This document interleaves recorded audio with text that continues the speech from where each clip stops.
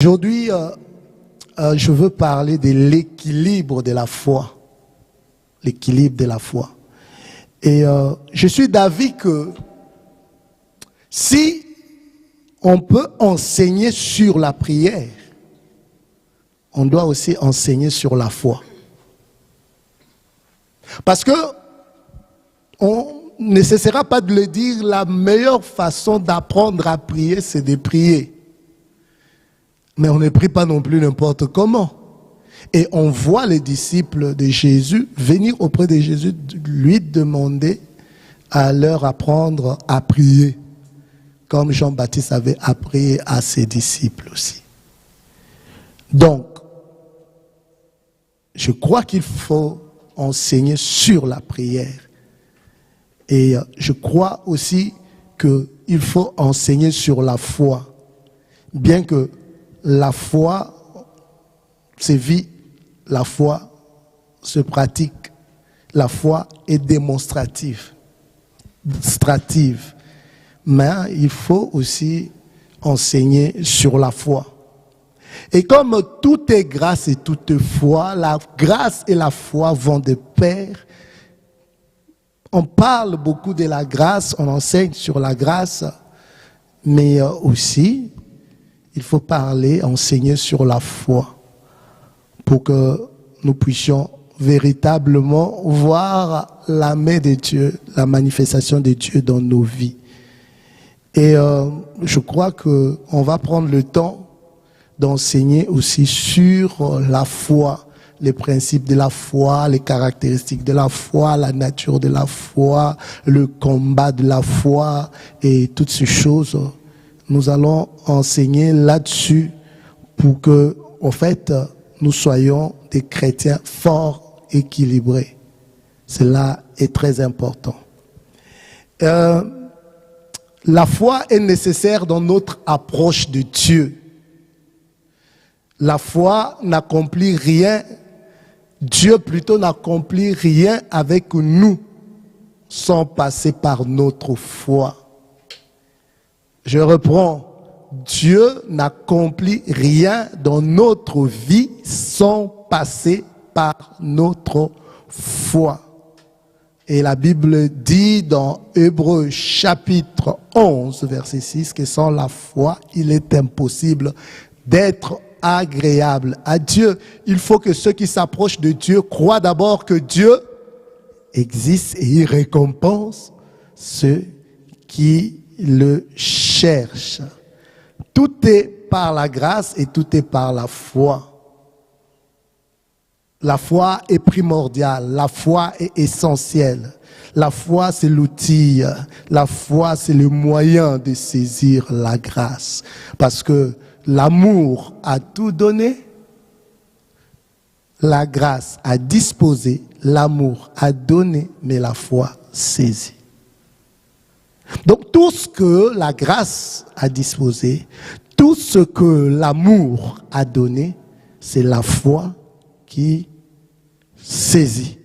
C'est la foi qui les prend. Et la vie par la foi est la vie que Dieu nous réserve. Et la vie que Dieu nous prédestine. La marche qu'il nous prédestine. Notre vie est une vie de foi. Habakkuk nous dit, mon juste Habakkuk, chapitre, je crois, déjà, ce même verset se trouve dans Hébreux chapitre 10, verset 38. Et mon juste vivra par la foi. S'il s'en détourne, mon âme ne prend plus plaisir à lui. Mais la même vérité se trouve aussi dans Habakkuk, je crois, 2, 4. Amen. Que le juste de Dieu vit par la foi. Qui est le juste? C'est celui qui est l'enfant de Dieu, qui a accepté Jésus-Christ comme son Seigneur et son Sauveur. Il n'est pas juste par ses propres efforts, par ses propres œuvres. La justice lui a été imputée. Il a maintenant cette nature de justice. C'est la justice de Dieu. Donc, la foi est primordiale. Même le salut, c'est par la foi. La Bible dit dans Éphésiens chapitre 2 verset 8, nous sommes sauvés par la grâce au moyen de la foi en Jésus-Christ. La grâce est disponible. La grâce et la vérité sont venues. La grâce est Jésus. La grâce est disponible. Mais la grâce peut être disponible. Il faut la foi pour saisir cette grâce. Sans la foi, on ne peut pas être sauvé. Donc il faut d'un côté la grâce et de l'autre la foi. C'est la combinaison de deux. On n'est pas tout simplement sauvé par la foi, on n'est pas tout simplement sauvé par la grâce, on est sauvé par la grâce au moyen de la foi. Et on nous a enseigné ici que la foi est un moyen, la foi est un outil pour prendre toutes ces choses que Dieu nous a données par sa grâce. Les bénédictions de Dieu sont d'ordre spirituel et nous devons manifester de la foi pour prendre toutes ces choses que Dieu nous a données par sa grâce. Si le salut, qui est la chose la plus importante, s'obtient par la foi, c'est que tout s'obtient avec la foi. La foi est même la monnaie de change dans le royaume de Dieu. Alléluia. La foi, venez acheter. Même sans argent, venez acheter. Mais tu achètes avec quoi? Tu achètes avec la foi. Amen. Et la foi, on avait dit que la foi n'est pas de l'ambition. La foi n'est pas une forte envie. La foi n'est pas non plus de la présomption. Parce que la foi a un fondement. La foi a un soubassement. La foi est fondée sur quelque chose. On n'imagine pas comme ça la foi au hasard. La foi vient de ce qu'on entend, et ce qu'on entend vient de la parole de Dieu ou de la parole de Christ. La foi n'est pas de l'ambition. Non. La foi vient de la parole de Dieu.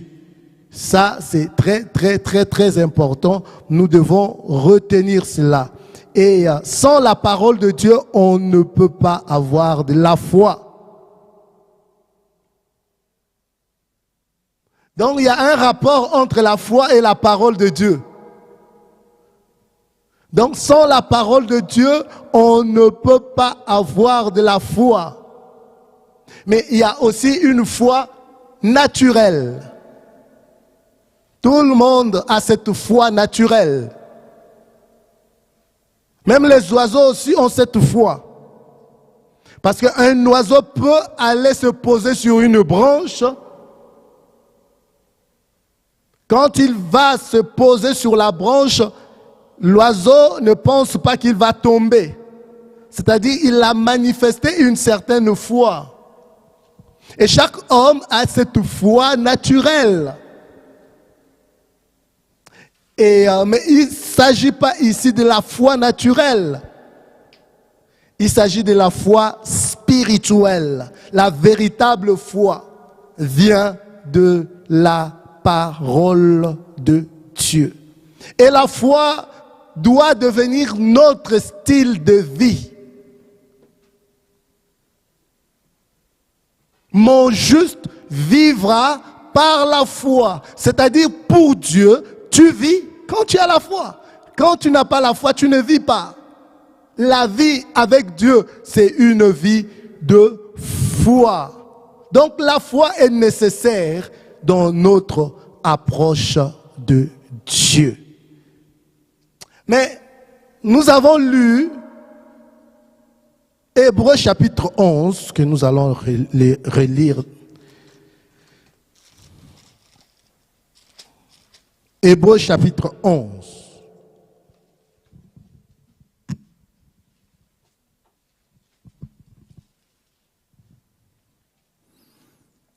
C'est un long texte, mais nous allons quand même le lire.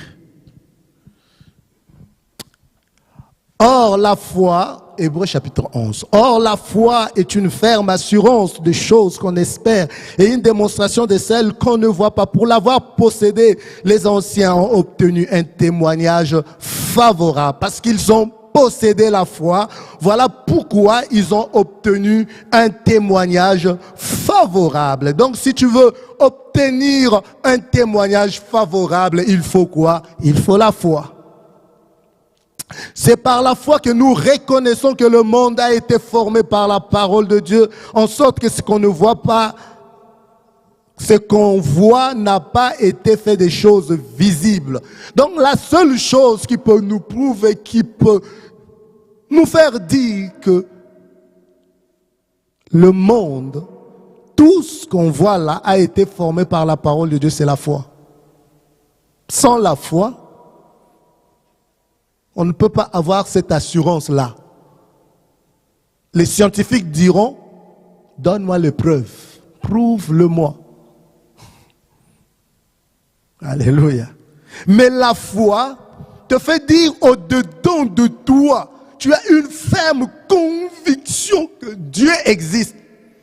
On peut te poser la question, Dieu existe, comment Dieu existe? Il est où? Mais tu sais au-dedans de toi, tu sais que Dieu existe. Même des fois, tu ne peux pas prouver, mais au-dedans de toi, tu as cette ferme assurance que Dieu existe. Amen.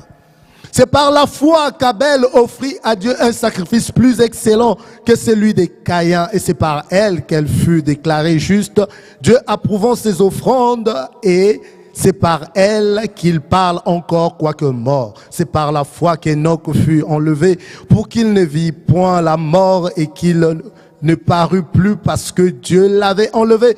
Car avant l'enlèvement, il avait reçu le témoignage qu'il était agréable à Dieu. Or, sans la foi, il est impossible d'être agréable, de lui être agréable, car il faut que celui qui s'approche de Dieu croit d'abord, croit que Dieu existe et il est le rémunérateur de ceux qui le cherchent. C'est par la foi que Noé, divinement averti des choses qu'on ne voyait pas encore et saisi d'une crainte respectueuse, construisit une arche pour sauver sa famille et c'est par elle qu'il condamna le monde. Il devint héritier de la justice qui s'obtient par la foi. Oh, par la foi, Noé condamna le monde. Oh, gloire à Dieu. Là où il y a la condamnation, il y a la loi. Là où il y a la loi, il y a l'accusateur. L'accusateur, c'est Satan. Qui te condamne, mon frère? Qui te condamne, ma sœur? Il n'y a plus de condamnation pour ceux qui sont en Jésus-Christ. Donc là où il y a la loi, il y a l'accusateur. Là où il y a l'accusation, l'accusateur cherche la condamnation. Mais comment nous vainquons l'accusation? C'est par la foi. C'est par la foi. Le juste vainc l'accusation de l'ennemi par la foi. Qui te condamne? Quelle parole a été relâchée sur ta vie? Tu ne voleras pas, tu ne te marieras pas, tu n'avanceras pas, rien ne réussira pour toi. Moi je dis que c'est un mensonge, c'est un faux raisonnement. Cette accusation ne tiendra pas. Alléluia. Parce que tu es le juste de Dieu, justifié par le sang de Jésus. Il n'y a plus de condamnation. Qui accusera les élus? C'est Dieu qui justifie. Qui le condamnera? Christ est mort. Bien plus, il est ressuscité. Oh, il est vivant. Oh, il est sur le trône. Nous avons un grand prêtre. Il nous défend. Alléluia. Donc ça c'est un faux problème. Oh, tu n'avanceras pas. Dis, tu mens, moi j'avancerai. Moi je réussirai. Tout marchera pour moi. Alléluia. Et c'est par la foi que ces choses vont marcher pour toi. Sans la foi, rien ne marche. Alléluia. Vous savez, même le monde a été créé par la parole, mais par la foi. Dieu est un Dieu de foi. Alléluia. Donc si tu veux que les choses changent, bougent dans ta vie, tu dois devenir un homme de foi, une femme de foi. Oh, je suis devant des hommes de foi. Je suis devant des femmes de foi. Alléluia. Avec la foi, vous allez faire de grandes choses et vous aurez des témoignages favorables. Acclame le Seigneur pour toi-même. Gloire à Dieu. C'est par la foi qu'Abraham, lors de sa vocation obéie, est parti pour un lieu qu'il devait recevoir en héritage et qu'il partit sans savoir où il allait. Et c'est par la foi qu'il vint s'établir dans la terre promise comme dans une terre étrangère, habitant sous des tentes. Ainsi qu'Isaac et Jacob, les co-héritiers de la même promesse. Car il attendait la cité qui a des solides fondements, seul dont est l'architecte et le constructeur. C'est par la foi que Sarah, elle-même, malgré son âge avancé, fut rendue capable d'avoir une postérité parce qu'elle crut en la fidélité de celui qui avait fait la promesse. Dieu est fidèle, il est fidèle. Crois en la fidélité de Dieu qui t'a fait la promesse. Il ne ment pas, il ne ment pas, il ne peut pas mentir. Pourquoi? Parce qu'il ne change pas, il est parfait. Gloire à Dieu. C'est par la foi que Sarah elle-même, non, au 12, c'est par la foi, c'est pourquoi d'un seul homme, déjà usé des corps, naquit une postérité nombreuse, comme les étoiles du ciel, comme le sable qui est sur le bord de la mer et qu'on ne peut compter. C'est dans la foi qu'ils sont tous morts, sans avoir obtenu les choses promises. Mais ils les ont vues et saluées de loin, reconnaissant qu'ils étaient étrangers et voyageurs sur la terre. J'ouvre une parenthèse. Nous ne perdons rien. Nous n'avons aucun désavantage. Nous ne perdons rien. Tout est à Dieu, tout est à Christ. Christ est à nous. Nous sommes tout aussi à nous. Il y a certaines choses, peut-être tu peux voir de loin, mais cela ne veut pas dire que tu les as perdues. Elles sont à toi. Je dis, elles sont à toi. Elles sont. Il y a certaines choses que tu as vues quand tu étais enfant. Elles se manifesteront. Crois tout simplement. Gloire à Dieu. Verset 14. Ceux qui parlent ainsi montrent qu'ils cherchent une patrie. S'ils avaient eu en vue celle d'où ils étaient sortis, ils auraient eu le temps d'y retourner. Mais maintenant, ils en désirent une meilleure, c'est-à-dire une céleste.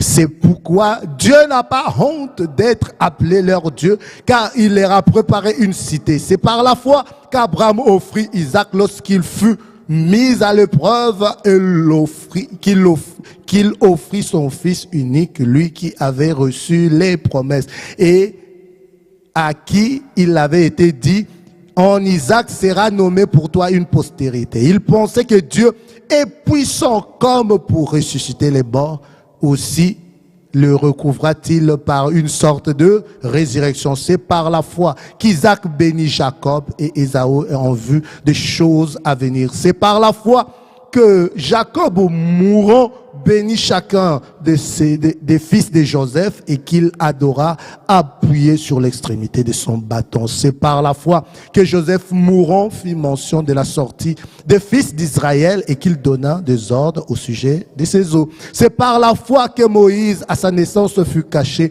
pendant 3 mois par ses parents parce qu'ils virent que l'enfant était beau et qu'ils ne craignirent pas l'ordre du roi. C'est par la foi que Moïse, devenu grand, refusa d'être appelé fils de la fille de Pharaon, aimant mieux être maltraité avec le peuple de Dieu que d'avoir pour un temps la jouissance du péché. Regardons l'opprobre de Christ comme une richesse plus grande que les trésors de l'Égypte, car il avait les yeux fixés sur la rémunération. C'est par la foi qu'il quitta l'Égypte sans être effrayé de la colère du roi, car il se montra ferme comme voyant celui qui est invisible. C'est par la foi qu'il fit la Pâque et l'aspersion du sang afin qu'il l'exterminateur ne toucha pas au premier-né des Israélites. C'est par la foi qu'ils traversèrent la mer Rouge comme un lieu sec, tandis que les Égyptiens qui en furent la tentative furent engloutis. C'est par la foi que les murailles de Jéricho tombèrent après qu'on en eut fait le tour pendant 7 jours. C'est par la foi que Rahab, la prostituée, ne périt pas avec les rebelles parce qu'elle avait reçu les espions avec bienveillance. Et que dirais-je encore, car le temps me manquerait pour parler des Gédéon, de Barak, de Samson, de Jephthé, de David, de Samuel et des prophètes qui, par la foi, vainquirent les royaumes, exercèrent la justice, obtinrent des promesses et fermèrent la gueule des lions, éteignirent la puissance du feu, échappèrent aux tranchants de l'épée, guérirent de leurs maladies, furent vaillants à la guerre, mirent en fuite des armées étrangères, des femmes recouvrèrent leur mort par la résurrection, d'autres furent livrés au tourment et n'acceptèrent point la délivrance afin d'obtenir une meilleure résurrection.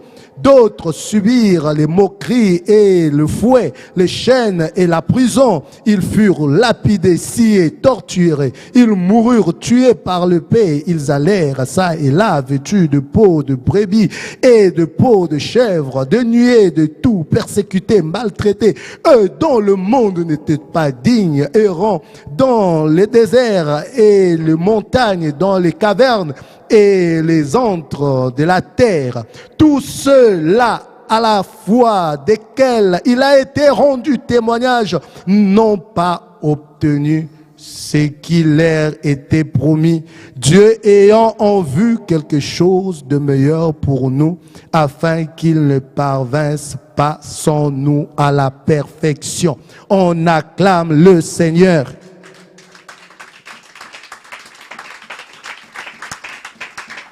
Voilà les exploits de la foi.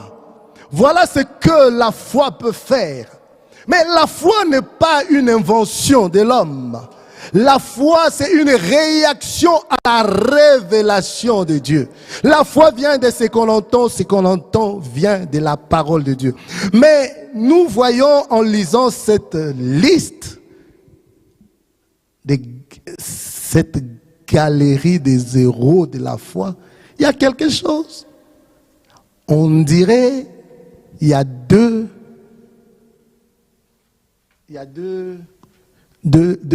parties, ou bien deux côtés. Il y a la foi qui triomphe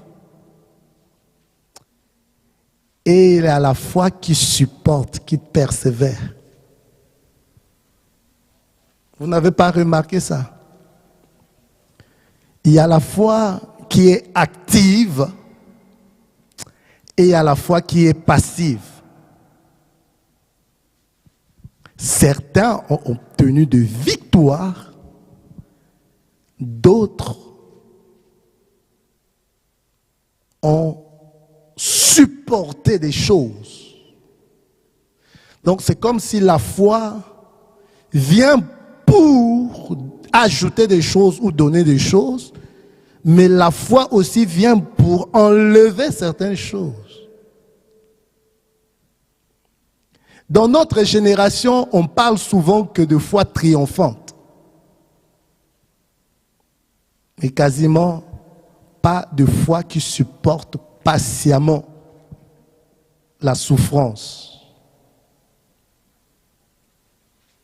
Oh! On nous parle beaucoup de foi triomphante. Par la foi, ils ont fait ça, ils ont fait ça, ils ont fait ça, ils ont obtenu. Mais quelque part, on voit aussi qu'ils n'ont pas obtenu. Mais ils ont quand même gardé la foi. Il doit y avoir de l'équilibre. Dans tout, il doit y avoir de l'équilibre. On nous a fait croire, mes amis, que la souffrance est synonyme de malédiction? Pas forcément. Synonyme des liens ancestraux. Quand un chrétien souffre, il y a des liens. Pas forcément. On nous a fait croire que quand un chrétien souffre, c'est synonyme du mécontentement de Dieu. Oh, c'est-à-dire, il y a un péché forcément quelque part. Dieu est mécontent. Pas forcément. Synonyme des sanctions de Dieu. Ah, vous voyez ce qui lui arrive là, hein? Dieu est en train de les sanctionner. Dieu est en colère contre lui. Pas forcément. Qu'est-ce qu'on n'a pas vu à l'église de fois?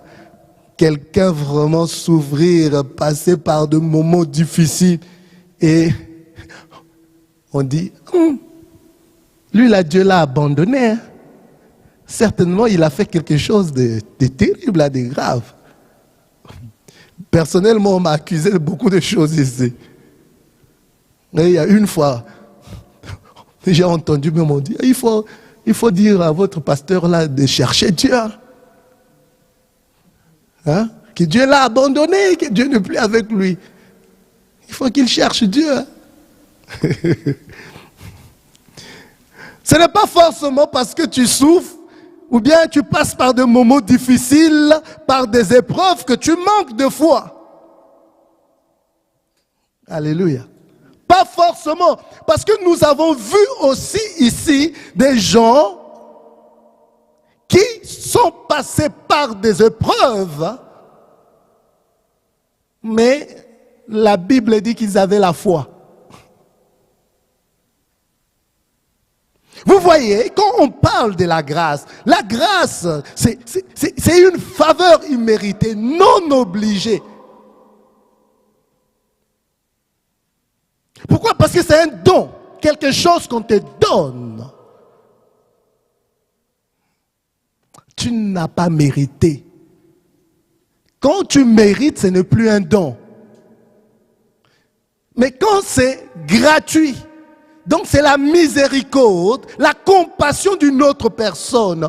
Parce que tu as été favorable à quelqu'un, il te donne quelque chose. C'est comme les saluts, on n'a pas mérité du tout les saluts. Les saluts, ce n'est pas par des œuvres. Les saluts, c'est un don de Dieu. La justice, c'est un don. Personne ne peut approcher de Dieu et se faire valoir. C'est à cause de ma performance, de mes mérites, de mes œuvres que je dois avoir cette chose. La seule personne qui a mérité tout, c'est Jésus. Et nous recevons tout sur le compte de Jésus. Le seul mobile qui pousse Dieu à nous regarder favorablement, c'est Jésus. Alléluia.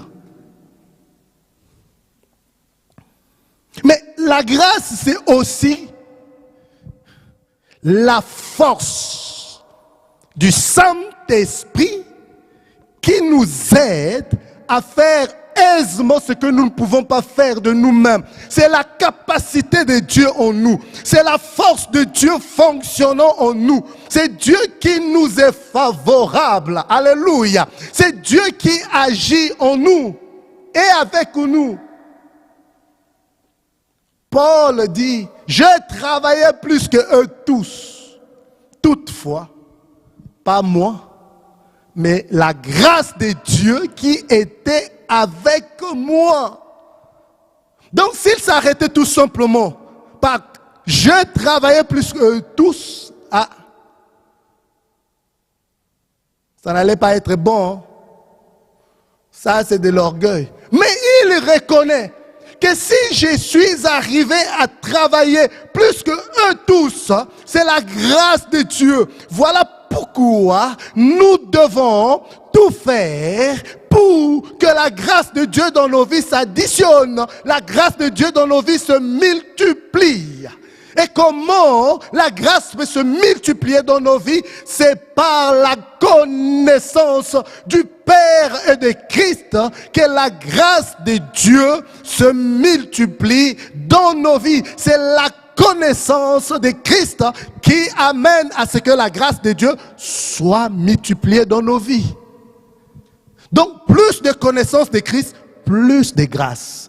Plus de connaissance de Christ, la foi aussi grandit. Oh, gloire à Dieu. Je disais gloire à Dieu. Donc, la grâce, c'est la capacité de Dieu fonctionnant en nous. Et la grâce commence là où les capacités humaines prennent fin. Quand tu peux, la grâce ne manifestera pas. Quand tu peux, la grâce ne sera pas là. Mais la grâce est là quand tu n'en peux pas. Quand tu arrives au bout. Quand tu reconnais que de moi-même, je ne m'en sortirai pas. Qu'est-ce qui a fait en sorte que les enfants d'Israël puissent se tirer de la main des pharaons? Ils ne pouvaient pas sortir de là d'eux-mêmes.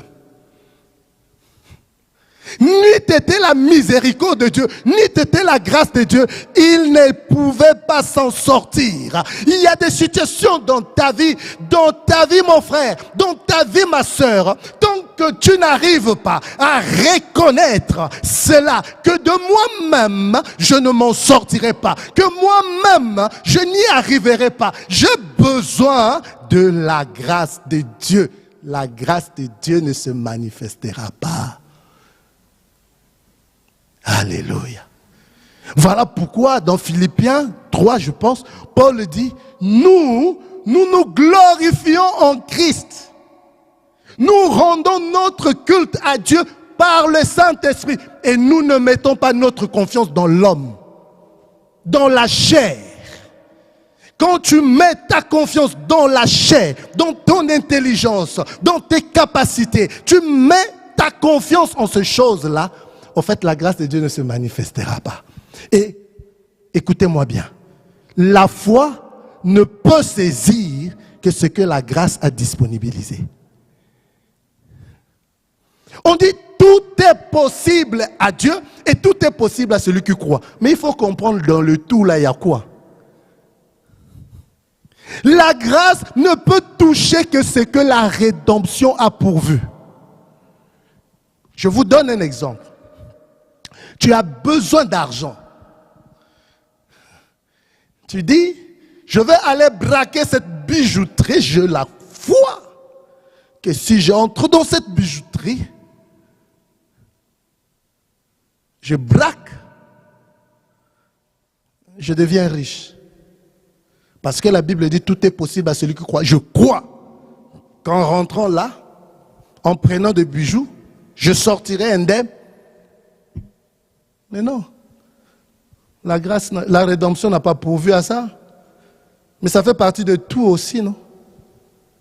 Voilà pourquoi la Bible dit, tout m'est permis, mais tout n'est pas utile.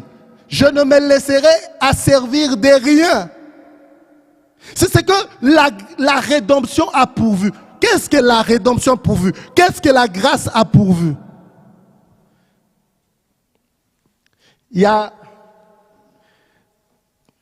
J'avais entendu une histoire, un homme une femme chrétienne, toujours cette histoire de foi, priait pour un homme de Dieu, entre griffes, puissant, qui manifestait des dons spirituels, et pour que sa femme décède, parce qu'elle convoitait cet homme de Dieu. Elle a formé même un petit groupe d'intercession pour prier. Pour que la femme de cet homme de Dieu décède. Et elle a organisé même une cérémonie avec une robe de mariée. Et elle a déclaré la parole de Dieu. La Bible dit, si tu crois dans ton cœur et tu confesses dans ta bouche, tu auras la chose. Moi, je crois dans le cœur que cet homme-là, c'est mon mari. Et je prie, j'arrache cet homme-là, que sa femme meure. Est-ce que la rédemption a pourvu ça? Mais c'est dans le tout, non? Mais elle a cru ou pas? Il faut faire attention. Mais beaucoup de familles se sont désagrégées comme ça. Dans cette histoire d'arracher. Oh. Mais non. C'est ce que la rédemption a pourvu. C'est ce que la grâce a pourvu. Si la grâce n'a pas pourvu ça pour toi, tu n'y arriveras pas. C'est même cette histoire de drainer du monde. C'est Dieu qui met l'amour dans le cœur des gens pour que les gens puissent t'aimer. Si Dieu ne t'a pas donné, la grâce n'a pas pourvu à ce que tu puisses avoir un grand ministère, tu ne l'auras pas. Tu peux arriver à un certain niveau, mais tu n'auras pas forcément ces grands ministères que tu cherches. Parce que l'homme ne peut recevoir que ce que le ciel lui a donné. Donc tu dois te contenter de ce que Dieu t'a donné et multiplier, mais pas forcément remplir des stades. Quel que soit le degré de ta ferveur dans la prière. Pourquoi? Parce que la rédemption, parce que la grâce n'a pas pourvu ça pour toi. Tu dois te contenter de ce que la grâce a pourvu pour toi. Mais si la grâce n'a pas pourvu, non, tu ne peux pas saisir. Ça sera, même tu peux déployer, oh j'ai la foi, et rien ne se passera. Mes amis. Donc on voit dans ce texte qu'il y a deux catégories. Il y a la foi active et la foi passive. La foi active nous apporte des choses, nous saisissons des choses, mais la foi passive, donc au fait nous subissons certaines choses. C'est cette foi au fait qui nous amène à supporter patiemment l'épreuve. Et la grâce, c'est aussi la capacité, la force que Dieu nous donne de supporter l'épreuve. Alléluia. Beaucoup ici ont supporté l'épreuve. Comment on peut voir des chrétiens comme ça sciés, lapidés? Il y a d'autres, toute une famille, on dit au Père, si tu renies Jésus, on te laisse, toi et ta famille.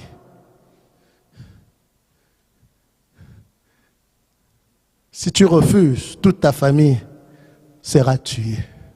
Et la personne dit non. La mère aussi accepte. Les enfants aussi acceptent. Ils rentrent dans un trou. On commence à les s'enterrer vivants. Si ce n'est que la grâce de Dieu. Et nous, on peut croire que ces gens-là ont échoué, mais c'était le triomphe de la foi. C'est leur foi qui avait parlé. Alléluia. Donc tu arrives, tu dis, moi, je ne me prostituerai pas. Tu dis, moi, je ne ferai pas ça. À cause du nom de Jésus. Mais c'est quoi? C'est la foi qui parle. Mais cette foi-là, ce n'est pas une foi qui t'apporte des choses, mais c'est une foi qui te permet à supporter certaines épreuves. Pourquoi d'autres n'arrivent pas à supporter? Mais c'est la foi, au fait, qui fait défaut. Et là, on voit que, on dit, d'autres subirent de moqueries, de fouets, les chaînes, la prison. Ils furent lapidés, sciés, torturés. Ils moururent tués par l'épée. Ils allaient, ça et là, vêtus de peau de brebis et de peau de chèvre, dénués de tout, persécutés, maltraités, eux dont le monde n'était pas digne, errant dans les déserts et les montagnes, dans les cavernes et dans les antres de la terre. tout cela, à la fois duquel il a été rendu témoignage, n'ont pas obtenu ce qui leur avait été promis. Mais on loue leur foi. On dit qu'ils avaient la foi. Alléluia. On dit qu'ils avaient la foi. Ce n'est pas parce que tu passes par une épreuve. Oui, la foi sera toujours testée. La foi est testée dans le creuset de l'épreuve. La foi sera toujours testée. Ce n'est pas parce que tu passes dans des moments des épreuves que Dieu n'est pas avec toi, que Dieu t'a abandonné, que tu n'as pas la foi. Les gens peuvent dire aussi que tu n'as pas la foi. Tu n'évolues pas parce que tu n'as pas la foi. Tu n'as pas cette chose parce que tu n'as pas la foi. Non, quand c'est l'épreuve de Dieu, Dieu permettra que tu passes par là. Tu passes par là parce que Dieu a un travail qu'il est en train de faire. Dieu est en train d'épurer ta foi. Dieu est en train de t'amener, de lui faire confiance que lui et lui seul. Oui, quand tu passes dans de tels moments, c'est comme la Bible dit, je pense Psaume 84 ou 82, si je ne me trompe pas, on dit quand tu passes... non, tu marches dans le feu ne te brûlera pas. Ou bien si tu traverses les eaux ne te submergeront pas. Le but c'est quoi? Mais pourquoi, Seigneur, tu ne fais pas en sorte que je ne puisse pas marcher sur le feu, dans le feu? Pourquoi tu ne peux pas faire en sorte que je ne puisse pas marcher dans l'eau? Pour que l'eau ne me submerge pas. Mais la finalité, c'est quoi? La délivrance, Dieu peut permettre que tu ne passes pas par là. C'est une délivrance. Comme Dieu peut permettre que tu passes par là. Mais il dit, quand tu passeras par là, je serai avec toi. C'est aussi une délivrance. Et pourquoi est-ce que Dieu permet que tu passes par là? Parce qu'il y a des choses qu'il veut t'enseigner. Pendant les temps de preuve, tu sauras même qui est avec toi et qui n'est pas avec toi. Qui est pour toi, qui n'est pas pour toi. Pendant le temps de preuve, parce qu'il s'agit du temps. Parce que le temps révélera beaucoup de choses. Tu sauras qui est avec toi. Tu apprendras des notions de sagesse. Tu seras beaucoup plus mature et beaucoup plus mûr. Il y a certaines délivrances qui n'arrivent que quand on devient mature. La maturité entraîne une auto-délivrance. Alléluia. Mes amis, dans notre génération, malheureusement, on croit que quand on souffre forcément, on a péché ou bien que Dieu n'est pas avec nous.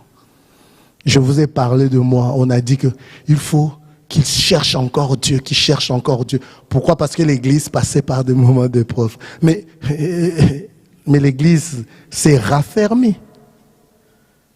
Pendant tout ce temps-là, Dieu a enseigné beaucoup de choses. On a mûri. Paul pouvait dire, ne me faites pas de mal, j'ai les marques de Christ.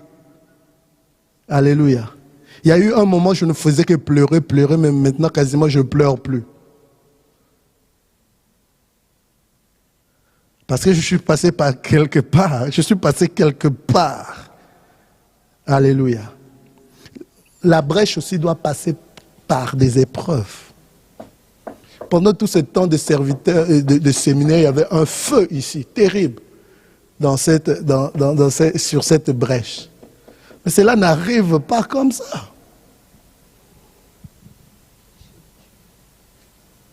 Cela n'arrive pas comme ça.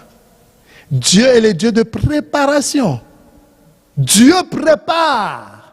La préparation doit rencontrer des opportunités pour que cela soit bénéfique pour toi. Mais si tu n'as pas été préparé, comment est-ce que Dieu nous prépare? Des fois, Dieu permet des épreuves pour nous préparer. Et cela est important. Donc, certains des hommes dans cette galerie, nous voyons, furent mis à mort injustement sans avoir connu de délivrance et pourtant ils étaient dans la foi. Le temps me manquerait de parler d'Étienne. Est-ce qu'Étienne n'avait pas la foi? On nous dit qu'Étienne, homme plein d'esprit et de sagesse, Étienne, homme rempli de foi, de sagesse, d'esprit, Dieu était avec lui, mais Dieu a permis que Étienne soit mort par lapidation. Et pourquoi? Alléluia. On dira que Étienne n'avait plus la foi. Si, Étienne avait la foi. La plupart des prophètes sont morts. Comment? Paul, comment est-ce qu'il a vécu? Il dit, je sais vivre dans l'abondance comme dans la disette. Il dit, on nous maltraite, on nous rejette, on nous repousse, mais nous bénissons plusieurs. Il dit, je sais vivre dans l'abondance comme dans la disette. Il pouvait, malgré son état de prisonnier, continuer à bénir les gens. Cela ne vient pas comme ça. Nous sommes bénis pour être une source de bénédiction. Alléluia. Paul pouvait aussi prier. Dieu lui dit, ma grâce te suffit. Alléluia. Il a changé sa perception. Il pouvait aussi prier pour que ces choses n'arrivent pas. Pourquoi ces choses demeuraient? Est-ce qu'il n'avait pas la foi? Bien sûr qu'il avait la foi. Donc il y a une foi active, il y a une foi passive aussi. La foi active, c'est ce qui nous procure de bonnes choses. Mais la foi, il y a une certaine foi qui vient enlever d'autres choses en nous, qui nous permet de supporter patiemment l'épreuve. Parce que pendant l'épreuve, Dieu a quelque chose qu'il est en train de faire. Dieu a quelque chose. Les difficultés et les épreuves sont en réalité les tests de notre foi pour faire ressortir le héros qui est en nous et nos capacités spirituelles. Les épreuves permettent cela. Il y a un héros qui est en toi. Il y a un héros qui sommeille en toi. Mais cet héros, pour se déployer, il faut qu'il passe. Il faut que tu passes par certaines épreuves. Que ta foi mûrisse. Les épreuves permettent aussi d'aiguiser notre caractère. Ajouter d'autres choses à notre foi pour ne pas rester oisif, stérile quant à la connaissance du Fils de Dieu. 2 Pierre chapitre 1 verset 5 à 8. Ça, on va lire ça. 1 Pierre, pasteur s'il te plaît. 2 Pierre chapitre 1 verset 5 à 8. Écoutez bien.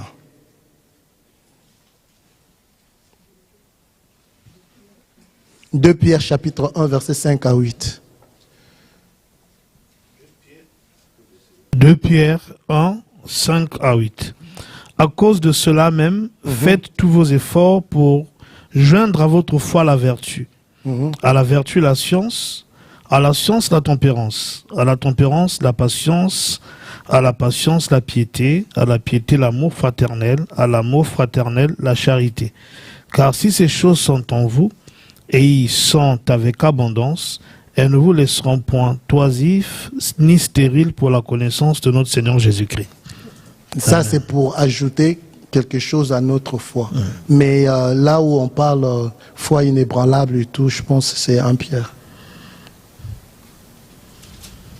Où on parle l'épreuve, des épreuves. 1 Pierre. 1 Pierre. 1 Pierre chapitre 1, à partir du verset 6. 6, oui, c'est ça.